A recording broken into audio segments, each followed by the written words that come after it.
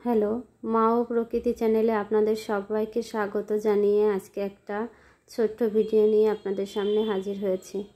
আজকে আমি রান্না করছি চিংড়ি মাছ বাটা দিয়ে বাঁধাকপির ঘন্ট। এই রান্নাটা করার জন্যে আমি প্রথমে গরম তেলের মাঝে একটু গোটা গরম মশলা এবং জিরা ফোড়ন দিয়ে তার মধ্যে কেটে রাখা আলুগুলোকে দিয়ে একটু ভেজে নিয়ে তার মধ্যে একটু জিরা বাটা, আদা বাটা দিয়ে এবং একটু টমেটো কুচি দিয়ে কষিয়ে নিচ্ছি। এখন এই যে বেটে রাখা চিংড়ি মাছটা দিয়ে আবার একটু ভালোভাবে কষিয়ে নেব।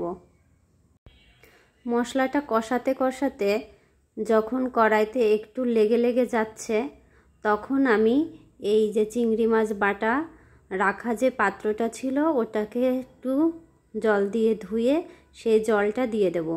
কারণ আমি রান্নায় খুব বেশি তেল ব্যবহার করছি না, যার জন্যে মশলাগুলো পুড়ে যেতে পারে। এজন্যে একটু জল দিয়ে কষিয়ে নেব।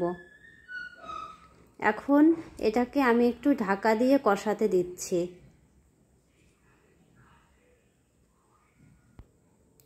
এখন ঢাকনাটা খুলে একটু দেখে নেব মশলাটা বেশ ভালোভাবে কষানো হলো কিনা। মশলা কষানোর সময় আমি এর মাঝে একটা তেজপাতাও ছিঁড়ে দিয়ে দিয়েছিলাম। মশলাটা বেশ আলুর সাথে ভালোভাবে কষা হয়ে গেছে, আলুটাও বেশ সেদ্ধ হয়ে গেছে।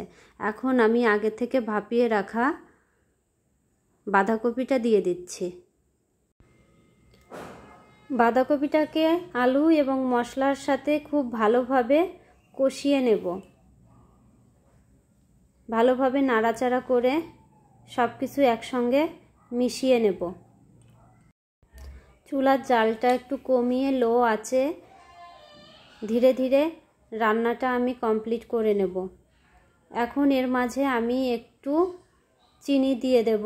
তাছাড়া এতে আর কোনো ধরনের জল আমি ব্যবহার করব না, যেহেতু আমার রান্নাটা বেশিরভাগই সেদ্ধ হয়ে গেছে আর কপিটাও বেশ ভালোভাবে ভাপিয়ে নেওয়া আছে।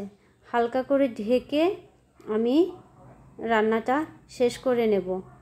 আর এভাবেই তৈরি হয়ে গেল আমার চিংড়ি মাছ বাটা দিয়ে বাঁধাকপির ঘন্ট।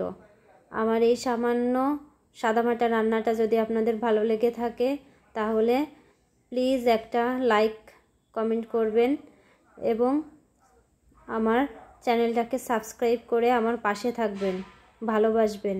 সবাই ভালো থাকবেন, সুস্থ থাকবেন এই কামনায় আজকের মতো বিদায় নিচ্ছি আমি মা ও প্রকৃতি চ্যানেল থেকে।